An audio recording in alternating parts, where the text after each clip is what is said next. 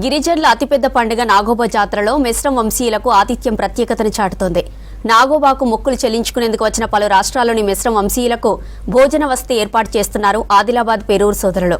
నాగోబా దర్శనానికి తరలివస్తున్న సోదరులకు ఆత్మీయ ఆతిథ్యం ఏర్పాటు చేయడంతో ఆనందం వ్యక్తం చేస్తున్నారు. నాగోబా ఉత్సవాల్లో ఆతిథ్యం వివరాలేంటో తెలుసుకుందాం.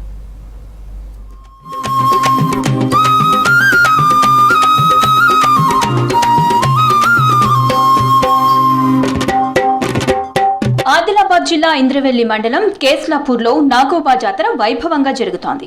నాగోబా ఆలయంలో నిత్య పూజలతో పాటు ఆచార వ్యవహారాలు సాంప్రదాయాల ప్రకారం ప్రత్యేక పూజలు చేస్తున్నారు మిశ్రమ వంశస్థులు. పెర్సపెన్, బాన్, బేటింగ్ మడ్ల గజ్లీ, బేతాళ్, బుడందేవు పూజలు ఘనంగా జరుపుతున్నారు. నాగోబాను దర్శించుకునేందుకు ఇతర రాష్ట్రాల్లోని మిశ్రమ వంశీయులతో పాటు గిరిజనులు పెద్ద ఎత్తున తరలివచ్చి నాగోబాకు మొక్కులు చెల్లించుకుంటున్నారు. 7 పడగల ఆదిశేషు నాగోబాకు నైవేద్యంతో పాటు వెండి, బంగారం సమర్పించుకుంటున్నారు.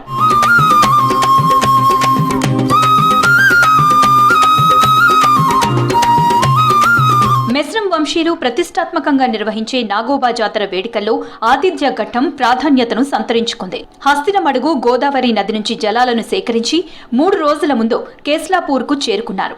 కేస్లాపూర్లోని నాగోబా ఆలయ సమీపంలో మర్రి చెట్టు కింద 4 రోజుల పాటు సేద తీరారు. 4 రోజుల పాటు మిశ్రమ వంశీయులు సామూహిక భోజనాలు చేశారు. అనంతరం జాతర ప్రారంభం నుంచి అనాదిగా వస్తున్న ఆదివాసీ ఆచారాల ప్రకారం ఎంతో నిష్ఠతో నాగోబాకు ప్రత్యేక పూజలు చేస్తున్నారు.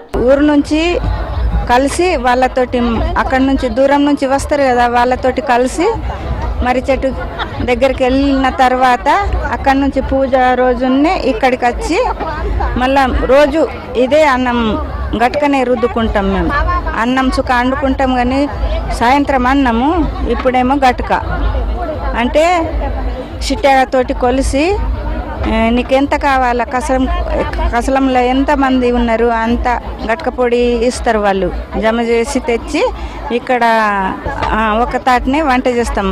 మరి సిపాయి సర్దార్ పటేల్ అని ఉంటుంది మా కిత్త పేరు. ఇక్కడ మా వంశస్థులే ఇక్కడ వంట చేస్తారు, వాళ్ళ వంశస్థులు అక్కడ వంట చేస్తారు. వాళ్ళకు ఉంటుంది కిత్తలు అన్నట్టు. ఆచారం ప్రకారం మిశ్రమ వంశీయుల సోదరులకు పేరూరు సోదరులు ఆత్మీయ ఆతిథ్యం ఇచ్చారు. ఆలయం వెనుక భాగంలో గోవాడను ఏర్పాటు చేసి ప్రత్యేక వంటకాలను తయారు చేసి భోజనం చేశారు. 22 వంట పొయ్యిలను ఏర్పాటు చేసి గ్రూపులుగా విభజించి ప్రత్యేక వంటకాలు తయారు చేశారు. జొన్న, పెసరపప్పు, బెల్లం, నవధాన్యాలతో 5 రోజుల పాటు ప్రత్యేక వంటకాలు తయారు చేయటం గోవాడ ప్రత్యేకతగా నిలుస్తుంది. 7 ఏళ్ల పాటుగా ఉన్న ఈ ఆతిథ్య ఆచారాన్ని మిశ్రమ వంశీయులు ఆచారబద్ధంగా కొనసాగిస్తున్నారు. కేస్లాపూరు మా మిశ్రమ వంశీయులు 22 కిత్తలు ఉంటారు సార్. అయితే అందరూ కలిసి 22 కిత్తలంటే 22 పొయ్యిలు పెడతారు. అందులో అందరూ ఒకే ప్లేస్లో వంట చేస్తారు సార్.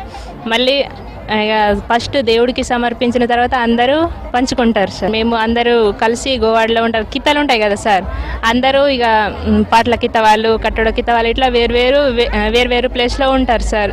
అంటే కిత్తలు ఉంటారు కదా సార్, అయితే పాటల కిత్త వాళ్ళు ఎంతమంది ఎన్ని ఊర్ల నుంచి వస్తున్నారు వాళ్ళు ఒకే ప్లేస్లో చేస్తారు సార్. కట్టడ కిత్త వాళ్ళు వేరే ఊరు నుంచి ఉంటారు కదా సార్, వాళ్ళకి వేరే పొయ్యి ఉంటుంది, వాళ్ళు వేరే ప్లేస్లో చేసుకుంటారు. తర్వాత అందరు పంచుకుంటారు సార్. అందరు కలిసి వస్తారు కానీ 24 కితలు ఉంటాయి. అయితే అందరూ ఎన్ని కితలు ఉన్నారు అన్ని కితల్లో అందరు కలిసి ఒకటే జాగాలు ఇక్కడ చేస్తారు.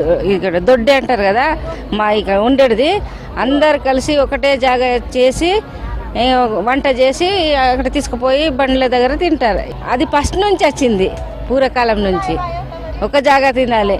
ఇక అప్పుడు ఎక్కడైనా ఉండని మా ఎక్కడ ఉంటే కూడా మా మిశ్రమ వంశం ఒక జాగాలో అవుతారు ఇక్కడ వచ్చి. ఆదివాసీల సంస్కృతిని భావితరాలకు అందించేందుకు ఆత్మీయ ఆప్యాయత ఆతిథ్య పర్వం నిర్వహిస్తున్నామన్నారు. మిశ్రమ వంశీయుల సహపంక్తి భోజనాలు కొసమెరుపుగా నిలుస్తున్నాయి.